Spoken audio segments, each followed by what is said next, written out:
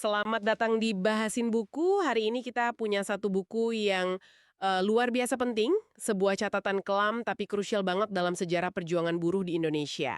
Judulnya Marsinah, Campur Tangan Militer dan Politik Perburuhan Indonesia. Penulisnya Alex Supartono, terus ada epilog dari almarhum Munir. Diterbitkan oleh YLBHI, itu Yayasan Lembaga Bantuan Hukum Indonesia tahun 99.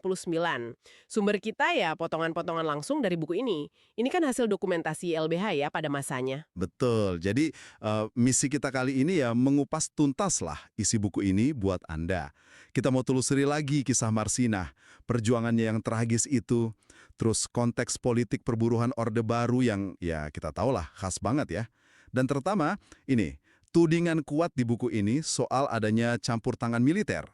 Kita juga akan lihat gimana buku ini mencatat lika-liku proses hukumnya, ya dari sudut pandang YLBHI tentunya. Oke, langsung saja kita mulai ya. Buku ini memang nggak pakai basa-basi, langsung dibuka dengan tragedi Marsinah. Seorang buruh perempuan muda, aktif dia, ditemukan meninggal secara nggak wajar 8 Mei 1993. Nah, kenapa ini jadi penting banget? Karena kematiannya itu cuma beberapa hari setelah dia ikut aktif memperjuangkan hak buruh di pabriknya. Pabrik arloji ya, PT Catur Putra Surya, CPS, di Porong, Sidoarjo, Jawa Timur. Ini bukan sekedar kasus kriminal biasa loh, tapi langsung jadi simbol perlawanan dan kayak membuka kotak Pandora gitu soal kondisi perburuhan dan politik represifnya Orde Baru. Tepat sekali. Penulisnya, Alex Supartono, di pengantar buku ini bilang kalau tujuannya itu memaparkan fakta kasus pembunuhan Marsinah. Runtut gitu, dari awal pemogokan di PT CPS tanggal 3 Mei 93 sampai akhir apa yang disebut babak pertama, pengusutan di tahun yang sama, 1993 juga. Sumber utamanya jelas, dokumentasi YLBHI Surabaya. Ada berkas BAP, berita acara pemeriksaan, tuntutan jaksa, putusan pengadilan, sampai hasil investigasi independen dari tim YLBHI dan KSUM. KSUM itu Komite Solidaritas untuk Marsinah ya? Betul, Komite Solidaritas untuk Marsinah. Bisa dibilang, ini ya upaya YLBHI mendokumentasikan perlawanan buruh dan gimana respon negara waktu itu. Oke, kita mulai dari akarnya dulu deh. Apa sih sebenarnya yang bikin Marsinah dan teman-temannya ini protes? Pemicunya apa? Nah, buku ini jelasin, pemicunya itu soal upah. Jadi awal Mei 1993, buruh PT CPS ini demo. Mereka minta upah pokok harian naik. Dari berapa ke berapa itu? Dari Rp1.700 jadi Rp2.250 per hari. Nah ini penting, ini bukan angka asal-asalan loh. Tuntutan ini ngacunya ke surat edaran Gubernur Jawa Timur waktu itu. Yang dasarnya Keputusan Menteri Tenaga Kerja nomor 50 tahun 92 tentang upah minimum. Oh, jadi sebenarnya mereka nuntut hak yang udah ada aturannya ya? Yang harusnya berlaku gitu? Iya, harusnya udah berlaku sejak Maret 1993. Jadi, mereka ini nuntut hak normatif sebenarnya. Oke, terus gimana kondisi kerjanya sendiri di sana, selain upah rendah? Nah, ini juga penting banget buat kita bayangkan ya, seperti yang digambarkan di buku ini. Upahnya jelas sangat rendah, di bawah standar. Tapi masalahnya lebih dari itu. Buku ini catat, jaminan sosial, kayak kecelakaan kerja atau kesehatan, itu minim banget. Hal mendasar kayak masker debu atau sarung tangan aja, buruh harus beli sendiri. Pakai uang mereka sendiri. Terus peran Marsinah sendiri gimana waktu itu? Di buku ini digambarin kayak gimana dia? Marsinah ini, menurut buku ya, digambarkan sebagai sosok yang nggak tinggal diam. Dia aktif diskusi sama teman-temannya, ikut merumuskan tuntutan. Bahkan, diceritain dia sampai berangkat sendiri ke kantor Departemen Tenaga Kerja, Depnaker di Surabaya. Oh iya, ngapain dia ke sana? Buat cari tahu langsung, berapa sih upah yang seharusnya mereka dapat menurut aturan resmi. Ini nunjukin dia kritis dan berani kan? Nggak cuma ikut-ikutan. Wah, keren juga ya. Nah, terus aksi mogoknya gimana? Pecahnya kapan? Aksi mogoknya pecah tanggal 3 Mei 1993, hari Senin itu. Ratusan buruh nggak masuk kerja, kumpul di depan pabrik. Menurut buku ini, ada 12 poin tuntutan yang mereka ajuin. Selain upah tadi ya, Apalagi tuh 12 poinnya, selain upah? ada soal TR, tunjangan hari raya, minta dibayar penuh, uang lembul sesuai aturan, jaminan sosial tenaga kerja, waktu itu namanya ASTEK ya, Asuransi Sosial Tenaga Kerja. Sekarang BPJS Ketenagakerjaan ya? Iya, betul. Terus cuti haid untuk buruh perempuan. Sampai satu tuntutan yang agak politis nih. Apa itu? minta Serikat Pekerja Seluruh Indonesia, SPSI, di tingkat pabrik dibubarkan. Loh, kenapa minta dibubarin? Bukannya serikat pekerja itu buat bela buruh ya? Nah, ini dia. Menurut buruh waktu itu, dan ini dicatat di buku, SPSI saat itu nggak mewakili mereka. Malah kayak jadi alatnya pengusaha dan pemerintah gitu. Jadi mereka nggak percaya sama SPSI pabrik. Oh gitu ya, paham-paham. Terus gimana respon perusahaan atau pihak lain pas demo itu? Nah, disinilah poin penting yang jadi fokus buku ini. Sejak awal udah ada tanda-tanda gitu ya, keterlibatan aparat. Sore hari tanggal 3 Mei, itu setelah perundingan buruh sama pimpinan perusahaan buntu, beberapa buruh dipanggil. Dipanggil siapa? Dipanggil menghadap aparat dari Koramil Porong, Komando Rayon Militer. Itu kan struktur militer setingkat kecamatan ya. Buku ini bahkan nyebut nama petugas Koramil yang datang ke pabrik dan minta daftar nama buruh yang dianggap provokator. Waduh, udah mulai ada intervensi ya berarti? Ya, ini indikasi awal lah menurut buku ini gimana militer masuk ke urusan buruh pengusaha. Terus besoknya gimana, tanggal 4 Mei? Besoknya, 4 Mei 1993, perundingan lanjut lagi. Kali ini ada hasil. Buku ini catat 11 dari 12 tuntutan disepakati perusahaan. Wah, lumayan dong, termasuk kenaikan upah. Iya, termasuk kenaikan upah jadi 2.250.000, THR, dan lain-lain. Satu-satunya yang belum deal ya soal pembubaran SPSI itu. Perusahaan juga janji hitam di atas putih nggak bakal ada mutasi atau PHK massal gara-gara demo kemarin. Kayaknya udah damai ya. Kedengerannya sih gitu. Tapi kok firasat saya nggak enak ya? Nah, justru di sini ironisnya.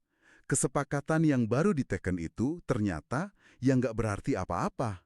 Malah jadi pintu masuk ke babak yang jauh lebih gelap. Wah, bener kan? Gimana tuh?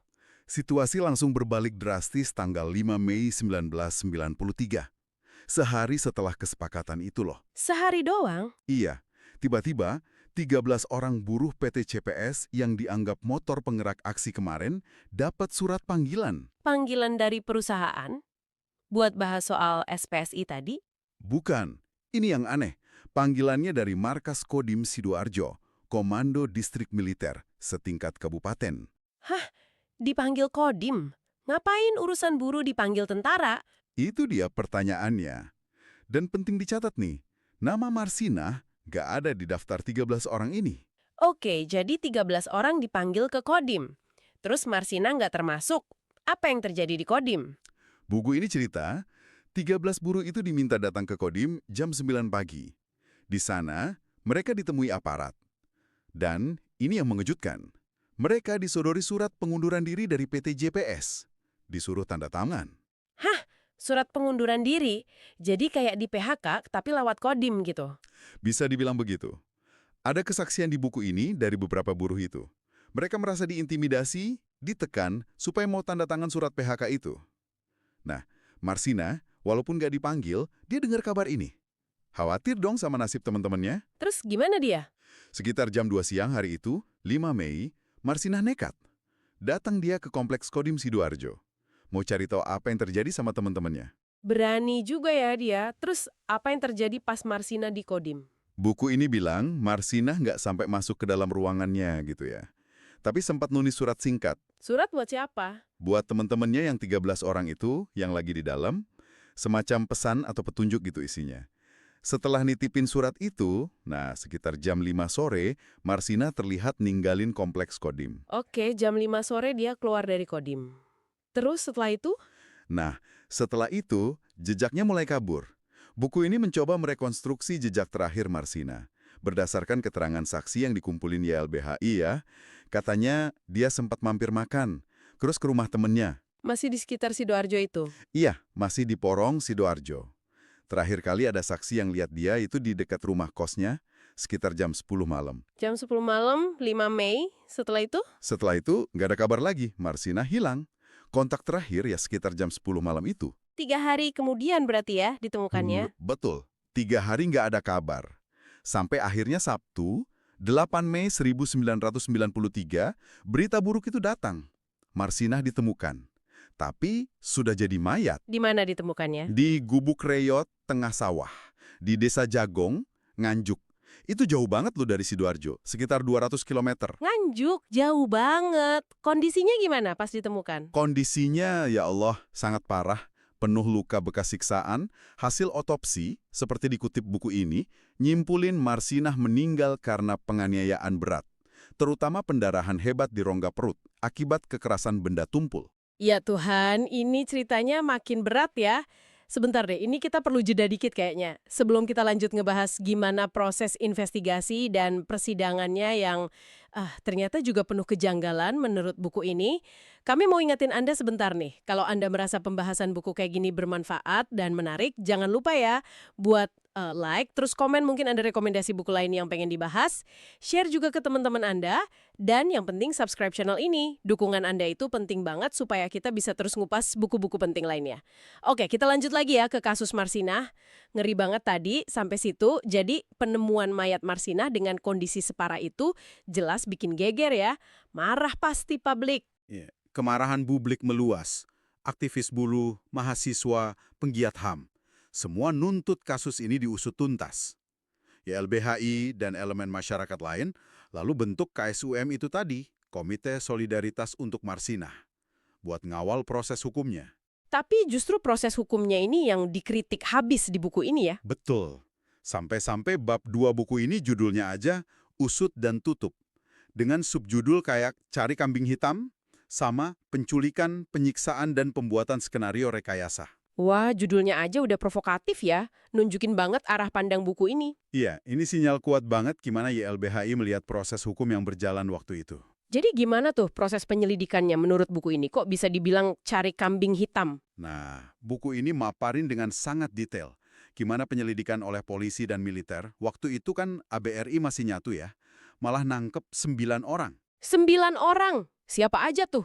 Dari pihak PT CPS, termasuk pemiliknya, Yudi Susanto.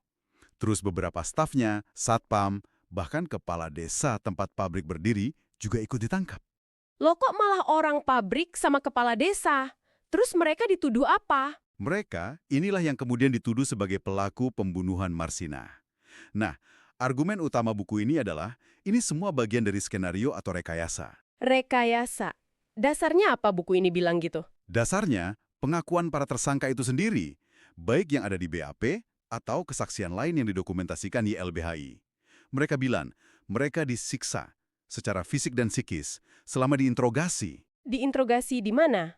Di kantor polisi? Tempatnya disebut di buku ini, Markas Detasemen Intelijen Kodam V Brawijaya sama Polda Jatim. Di sana, menurut buku ini ya, mereka dipaksa ngaku ngelakuin pembunuhan sesuai skenario yang katanya udah disiapin sama penyidik. Waduh, ada detail soal dugaan penyiksaannya nggak di buku ini? Ada. Detailnya memang cukup bikin miris kalau dibaca. Ada cerita soal pemukulan, sundutan rokok, ancaman, intimidasi. Buku ini bahkan sampai ngelampirin tabel jenis siksaan apa aja yang katanya dialami tiap terdakwa. Sama tabel nama-nama aparat yang diduga terlibat dalam kekerasan itu. Gila, berani banget ya buku ini ngungkap data kayak gitu di tahun 99. Iya, sangat berani. Tapi fokusnya bukan pada kengeriannya ya. Tapi gimana fakta dugaan penyiksaan ini, menurut buku, jadi kunci buat memahami kenapa kasus ini janggal. Keterangan mereka jadi nggak bisa dipercaya kan? Oke, terus gimana dengan proses pengadilannya?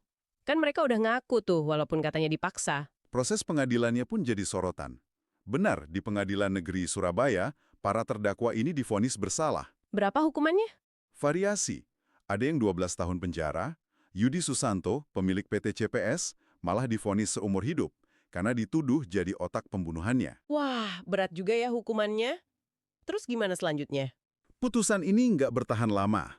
Di tingkat banding, pengadilan tinggi, ada yang dikuatkan, ada yang hukumannya dikurangi. Nah, puncaknya di tingkat kasasi. Itu upaya hukum terakhir di Mahkamah Agung atau MA. Bulan Mei 1995. Gimana putusan MA? Semua putusan pengadilan sebelumnya dibatalin. Semua terdakwa yang 9 orang itu dibebaskan murni oleh MA. Dibebaskan? Semua? Kok bisa? Apa alasan utama MA? Nah, buku ini ngutip beberapa pertimbangan kunci dari putusan MA itu. Pertama, MA nilai bukti-bukti jaksa nggak cukup kuat. Nggak cukup buat buktiin mereka terlibat pembunuhan. Terus? Kedua, dan ini krusial banget, keterangan saksi kunci yang notabene adalah para terdakwa itu sendiri dianggap nggak bisa dipercaya Kenapa nggak bisa dipercaya? karena keterangannya saling bertentangan. Dan yang terpenting, diperoleh lewat paksaan dan penyiksaan selama BAP. Nah, keterangan di bawah paksaan itu kan nggak punya nilai bukti hukum. Ah, iya bener juga. Ada lagi alasan MA? Ketiga, alibi beberapa terdakwa juga dianggap kuat oleh MA. Jadi intinya, MA ngelihat pengadilan di bawahnya, PN dan PT, itu keliru dalam menerapkan hukum pembuktian. Oke, jadi kalau mereka semua bebas, berarti kan balik lagi ke pertanyaan awal. Nah, iya. Pembebasan oleh MA ini kan ninggalin lubang pertanyaan besar. Kalau bukan mereka pelakunya, terus siapa dong yang bunuh Marsina? Disinilah buku ini mencoba ngasih jawaban versinya ya. Betul. Terutama di bab 5 dan 6, sama epilog dari Munir. Telunjuknya diarahkan lebih kuat ke dugaan keterlibatan aparat militer yang lebih sistematis. Lebih sistematis, maksudnya gimana tuh? Bukan cuma oknum pas interogasi gitu? Iya, buku ini ngebahas soal temuan penyidikan kasus Marsinah babak kedua yang tidak dipublikasikan, sama keterlibatan militer yang tidak sengaja. Muncul dugaan kuat, ini berdasarkan investigasi YLBHI dan KSUM ya, bahwa skenario awal yang ngorbanin orang-orang PT CPS itu memang sengaja dibuat. Tujuannya apa? Tujuannya? Buat nutupin keterlibatan pihak lain, pihak yang lebih berkuasa. Kemungkinan ya, dari aparat militer sendiri. Disebut-sebut ada info soal tim khusus dari ABRI, Angkatan Bersenjata Republik Indonesia waktu itu, yang turun tangan nanganin kasus ini. Operasinya jalan sendiri, atau bahkan ngambil alih dari polisi. Ironisnya, setelah putusan bebas MA, kasus ini kayak dimasukin kulkas. Maksudnya? Ya kayak didiemin aja, nggak ada upaya serius dari negara buat usut ulang, cari pelaku sebenarnya siapa. Buku ini nuduh ada upaya penutupan kasus. Pantesan judul babnya usut dan tutup ya. Bisa jadi begitu interpretasinya. Terus bagian epilog yang ditulis almarhum Munir itu gimana isinya? Pasti tajam juga ya? Oh, iya. Menarik banget. Beliau kan dikenal sebagai pejuang HAM ya. Di sini Munir nempatin kasus Marsinah dalam konteks yang lebih luas, yaitu politik perburuhan rezim Orde Baru. Apa ciri khas politik perburuhan Orde Baru menurut Munir di buku ini? Menurut Munir, cirinya itu ada represi sistematis terhadap gerakan buruh independen, kontrol ketat lewat SPSI sebagai satu-satunya serikat yang diakui pemerintah, terus penggunaan aparat keamanan buat jaga stabilitas, yang seringkali artinya ya bungkam protes buruh demi investasi. Dan lemahnya perlindungan hukum buat buruh kalau berhadapan sama pengusaha atau aparat. Kematian Marsinah ini, kata Munir, kayak puncak gunung es dari sistem yang represif itu. Jadi bukan cuma kasus kriminal, tapi cerminan sistem ya? Betul. Munir juga menyoroti aspek hukumnya, terutama soal KUHP, Kitab Undang-Undang Hukum Acara Pidana kita. Menurutnya KUHP saat itu punya kelemahan dalam melindungi warga negara dari potensi salah guna wewenang aparat, khususnya dalam proses penyidikan. Contohnya ya kasus Marsinah ini ya. Iya, kasus Marsinah ini jadi contoh paling parah. Gimana hukum formal bisa lumpuh, atau malah dipakai buat melegitimasi kekerasan dan rekayasa oleh negara terhadap warganya sendiri, terutama yang dianggap melawan, kayak aktivis buruh. Jadi buku ini secara keseluruhan memang sebuah kritik tajam yang terdokumentasi terhadap praktek politik, hukum, dan militerisme Orde Baru dalam isu buruh dan HAM. Jadi, oke, setelah kita kupas tuntas buku Marsinah, campur tangan militer dan politik perburuhan Indonesia ini, jelas banget ya kompleksitasnya. Ini bukan cuma cerita pembunuhan biasa. Ini potret buram perjuangan buruh nuntut hak dasar. Dugaan intervensi militer yang kelewat batas. Kemungkinan manipulasi hukum buat nutupin kebenaran. Dan gambaran kondisi sosiopolitik sebuah rezim. Marsinah, lewat kematian dan perjuangannya, jadi simbol abadi. Yang ngingetin kita betapa mahalnya harga keadilan dan HAM. Jadi apa maknanya semua ini buat Anda para pendengar? Ya, buku ini kan terbit tahun 99 ya, setahun pasca reformasi. Perannya penting banget buat jaga ingatan kita soal kasus Marsinah. Lebih dari itu, buku ini secara fundamental ngeritik sistem yang memungkinkan tragedi itu terjadi. Meskipun secara hukum formal, para terdakwa awal orang PT CPS itu dibebaskan MA. Alasannya bukti nggak cukup dan ada paksaan. Tapi buku ini berani nyajin narasi alternatif yang kuat, didukung data investigasi LBHI, narasi yang nunjuk adanya rekayasa hukum dan kemungkinan keterlibatan militer. Putusan MA memang bebasin terdakwa, tapi nggak jawab siapa pelaku sesungguhnya. Buku ini coba ngisi kekosongan itu. Ninggalin luka sejarah dan pertanyaan besar yang belum tuntas terjawab di Indonesia sampai sekarang. Dan sebagai penutup diskusi kita nih, ada satu hal yang mungkin bisa Anda renungkan. Buku ini terbit 25 tahun lebih yang lalu. Kasus Marsina sendiri terjadi lebih dari 30 tahun silam, tahun 1993. Sampai detik ini, dalang utama pembunuhan Marsina belum terungkap tuntas dan diadili secara hukum. Buku ini nyajain satu versi cerita yang kuat dari YLBHI, tentang apa yang mungkin terjadi dan siapa yang mungkin terlibat. Tapi kebenaran final secara hukum ya masih gantung. Keadilan buat Marsina belum sepenuhnya tegak. Pertanyaan buat kita semua nih, apa pelajaran yang bisa kita petik dari kasus Marsina dan upaya dokumentasi kayak buku ini tentang pentingnya terus berjuang buat keadilan yang transparan, menuntut akuntabilitas aparat negara, dan mastiin perlindungan hak buruh serta HAM di Indonesia hari ini. Gimana caranya kita bisa mastiin tragedi kayak gini nggak terulang lagi? Coba Anda pikirkan.